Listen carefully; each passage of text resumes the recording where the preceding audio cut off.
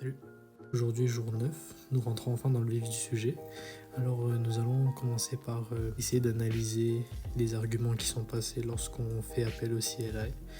Et pour ça, je vais suivre la documentation complète officielle de Rust pour m'assurer de faire quelque chose de cohérent et quelque chose qui suit les standards. Alors, c'est parti. En rentrant dans la doc de Rust, j'ai remarqué que c'est quasiment exactement ce que je veux faire directement. Ici, on a le nom du CLI. On a l'action et puis on aura le fichier qui sera copié. Peut-être éventuellement plus tard on ajoutera un troisième argument qui sera la destination du fichier. Mais pour le moment nous allons faire que les fichiers vont tous dans un seul et même directory. Après avoir lu la page Rust concernant les arguments d'un CLI, il m'avait d'abord expliqué comment utiliser la librairie standard. Mais après, ils ont plutôt conseillé d'utiliser une librairie externe qui s'appelle Clap pour gérer les arguments. Il paraît que c'est très utilisé, c'est pratique. Alors là, je viens d'installer la dépendance Clap. Tout d'abord, il faut importer la librairie Clap et la fonction parseur de Clap. Ensuite, il est dit de créer un objet que j'ai nommé CLI qui sera la liste des arguments que j'aurai, et de dériver de parseur qui est la fonction de clap. Alors j'imagine que derive c'est l'équivalent de implement peut-être en OOP en Java. Ensuite l'implémentation me permet d'avoir accès à la fonction parse sur mon objet CLI. Cette fonction parse du coup me permet d'avoir accès aux arguments et je peux aller chercher qui sont les propriétés de ma struct, action et args.function. Donc là, je vais récupérer le premier argument qui est args_action et le deuxième qui est la fonction. Maintenant, nous allons tester ça en lançant la commande. On va essayer avec get. Là, je l'ai déjà écrit pour tester. Measure, qui est une des fonctions que nous avons. Et lorsqu'on lance, là, il m'affiche bien le print qui est you want to get the function measure. Donc ça, c'est l'objectif initial. Maintenant, je vais juste ajouter des mini-conditions pour commencer à préparer le terrain pour des fonctions. Je vais juste ajouter un switch case pour les actions que j'ai directement en tête. Match, c'est le switch case version Rust.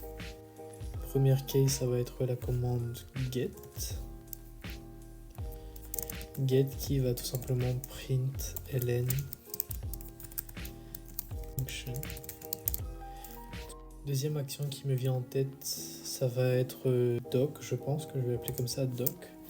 Ça va juste expliquer la fonction. J'aurais pu écrire help, mais ça va un peu s'embrouiller avec les commandes de base. Donc on va dire you want the doc function. Ça c'est lorsque on veut juste en apprendre sur la fonction, savoir qu'est-ce qu'elle fait exactement et quelle est sa signature. Alors c'est sûr que je vais en ajouter d'autres, mais pour le moment je vais juste laisser ça là. C'est pour ça que j'ai utilisé un match au lieu d'un if. Et je vais mettre la dernière qui sera pour le moment print your action doesn't exist. Alors j'ai essayé de le lancer une première fois, mais j'ai eu des erreurs de compilation. Vous qui êtes déjà des professionnels en Rust, vous aurez sûrement remarqué que j'ai oublié les virgules à la fin de match. Et aussi je n'avais pas le même type de string. Ici j'avais une string littérale je pense ici, et celle-là c'est une slice, ou l'inverse. Et il fallait que les deux soient du même type. Donc j'ai converti la variable action en string slice je pense.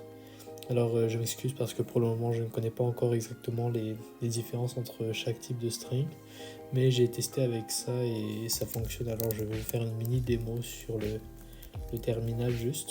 On va essayer de clear tout ça et rerun. Là maintenant on a you want to get a function, ou sinon on peut faire avec l'autre run-doc je pense, measure toujours. Là on veut la doc, ou sinon dernière là c'est si on met n'importe quoi. Normalement your action n'existe pas. Ok, nous pouvons nous féliciter parce que nous pouvons cocher la case analyze command c'est ce qu'on a fait, très simplement. J'espère garder ça simple pour la suite. Mais demain, nous allons nous attaquer à find des files et je pense cloner file directement. Je pense que les deux, ça pourrait bien aller ensemble.